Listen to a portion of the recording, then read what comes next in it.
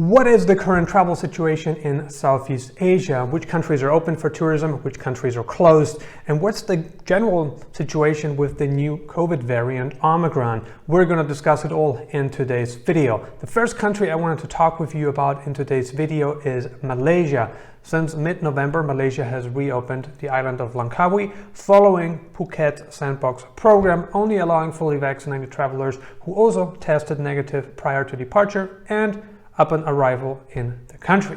If all conditions are met, you're free to go and you're able to enjoy a hopefully pleasant time on the island of Langkawi. Now, with the new COVID variant Omicron, things certainly have changed in many Southeast Asian countries as they are continuing their very conservative approach towards letting foreigners, towards letting tourists and even people with special visas enter the country with or without testing done, but actually you need a test to enter most Asian countries. And one of the things that is really interesting right now is whether Malaysia is actually going to follow through on its reopening plans, because the country is scheduled to reopen most locations by January 2022. The variant of concern is Omicron, and we don't exactly know how this is going to affect the reopening plans, but experts estimate that it could delay the reopening of locations throughout Malaysia. If you want to come to Malaysia, the question is, how can you get into the country if tourism is prohibited? One of the things about Malaysia is that even with a special visa, if you've stayed in a country that had incidents of Omicron, the new COVID variant, you are not allowed to enter the country right now. This is a provisional ban which could be lifted at any moment, depending on how the situation evolves around the world. We're hoping that some governments are gonna open up despite of the new variant, because they're going to see that it's a very mild COVID variant and that it is not a variant government should be very concerned about, you know. And if you want to come to Malaysia, if you want to get a long-term visa, you have several options. You can get started with the Malaysia Tech Entrepreneur Program, which allows you to start a business in Malaysia. And there's basically a couple options, right? You have the new entrepreneur visa, which requires you to prove savings of just 50,000 ringgit, and you need to have a clean criminal record certificate from your country of origin, from your country of nationality, from your country of residence, depending on where you have lived during the past years. So that's an option, right? The new entrepreneur visa, very low entry requirements. The established entrepreneur visa requires you to submit a proven track record from the past 2 years, showing that certain targets have been met, that you have generated certain volume, you know, that your business have made some profit over the past 2 years. And this visa also only requires you to prove savings of 50,000 ringgit. And there's also the investor visa that you can get, which is great. If you want to stay in Malaysia, you want to operate a business, a digital business, so it must fall into one of the approved sectors. If not, you're not going to be eligible for the visa. You can have a look at this. You can go to mdec.my. You can check it out, what the requirements are, whether you qualify or not. So this would be one option. In case you are older and you don't want to start a business in Malaysia, you can get started with the Malaysia My Second Home program. Unfortunately, the requirements of the Malaysia My Second Home program have significantly gone up. Okay, this is a change for the worse, not the better, because people who may have qualified under old conditions may not qualify under new conditions anymore. And I understand that many people have been upset about these changes, but if you want to take a look at this because maybe you want to own a home in Malaysia, you want to live in the tropical country full time, and you don't mind investing in real estate in order to get this visa, then I think that Malaysia is still a country to look at, assuming that you meet all the financial requirements necessary in order for you to obtain this special retirement visa. Singapore is another country that adopted the live with the virus policy. And Singapore has opened up to international tourists already since many weeks ago. And while the country witnessed a drastic spike in COVID cases since the country had reopened, despite of having, you know, a massive vaccination rate, the country is now tightening up again due to the new COVID variant Omicron. What's interesting about Singapore is that the people that have died from COVID in Singapore, most of them were between the age of 81 to 98. So relatively old people, what we can see here, if I report open. And the thing with Singapore is you can go to the country if you're fully vaccinated, have a negative PCR test, do another test upon arrival. You meet these requirements, you're free to go whenever you are done with the test at the airport. That is the good news about Singapore, and Singapore is not the only country that adopted the live with the virus policy.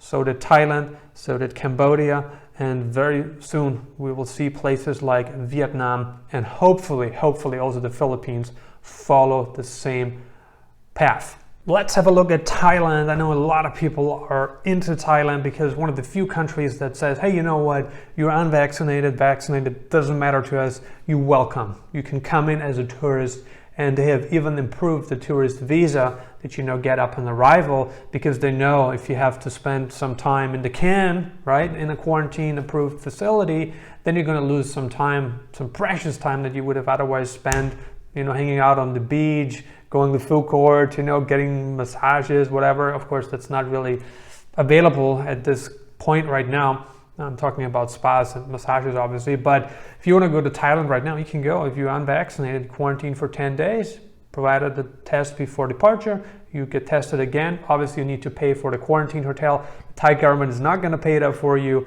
And if you're fully vaccinated, you just come in, do another test, 1 day at a quarantine-approved hotel, and you're free to go, assuming the test is negative, of course. But Thailand is looking at really scaling up again. Thailand wants to gain the same traction it had pre-pandemic. 2019, 40 million people visited Thailand. 2020, guess what? Only 1% of all the visitors will visit Thailand. Okay, we have still another 2 weeks left, but they are estimating a maximum of 400,000 visitors by year end. So the numbers don't look too good for the country. Being able to generate that many tourists really hurts not only the tourism sector, it hurts all other businesses that are indirectly tied to it, like spas, massages, karaoke, food courts, anything that relies on tourism, night markets, anything, it hurts the whole country. It's a lot of money that's missing. The country expects to generate 6 million visitors in 2022. 6 million, 40 million, we're looking at a magnificent difference still, but 6 million is a lot better than 400,000, right? Now the question is, what encourages people to come to the kingdom under these conditions? Because they still need to book the quarantine hotel, do the testing, be vaccinated. Unvaccinated are probably less inclined to come, because 10 days in the can is not a lot of fun, despite of you still having time after you get out. It's just a whole financial commitment that you need to bring. It's not very appealing to people. If people can go to other countries that are open, that don't have such requirements, of course people are going to choose the countries that are more welcoming. When it comes to not requiring all these crazy restrictions, right? I'm not saying that it's wrong or right, it's just the path that the country chose. And in order for Thailand to get to the 6 million visitors a year, there will have to change some things. Some things need to change. Maybe they're going to remove the quarantine for unvaccinated travelers altogether, meaning, if you're unvaccinated, you come in, you do a test, and you do another test, and then you're free to go. I think that would encourage a lot of people to come in, and maybe also remove the 1 day at a quarantine hotel, and even the test after arrived in the country, and also once they arrive in the country, no more test is needed. Thailand has to find a way to attract more people, because as of right now, if they keep going at the current pace, and there's a high season, there's a low season. Certainly the high season is from November through March, and then it kind of dries up because a lot of people that live in the West, they're just not gonna visit Thailand during summer, because summer is nice in the West, no question about that. So what can a country do? What do you think? Comment below. If you want to stay in Thailand for the long term, you can certainly do that. There's no age requirement, but it takes an investment, okay? It takes a donation to the Thai government. You can get started with the Thai Elite Visa. You can get it for 5 years. Right now it's 600,000 Thai baht, which translates to roughly $18,000. And if you like it in Thailand and you want to extend, there's an option. You can then upgrade from the 5-year visa, which is the Thai Elite Easy Access Pass, to the 20-year visa, which is the superior extension, and you only pay the difference. So if you already paid 600,000 for the Thai Elite visa and the superior extension is 1 million, then you would just pay the difference. Obviously, before your Easy Access visa expired, you would need to have upgraded to the Thai Elite Superior extension. Or if you want to get the Thai Elite Superior extension right away, it would be 1 million Thai baht, which comes down to about $33,000. And that would give you a lot of time in the country, 5 years, 20 years respectively. The thing with this visa is you cannot work in the country legally, right? You cannot work locally, you cannot work legally. So if you would want that, you need to apply for a work permit. Naturally, if you spend more than 183 days in the country, you're required by law to file your taxes in Thailand. There's also the Thai Smart Visas, which really hit a big chunk of the people, because if you are in a skilled profession, you can get the skilled visa or the executive visa. You need to be hired by a company that has a certain threshold, that pays a certain income. And in case you want to start a business in Thailand, the startup entrepreneur visa could be something you want to look into. And yeah, the investor visa, Thailand has many options, right? But in Thailand, if you want to come to Thailand, live in Thailand, Thailand expects you to spend money.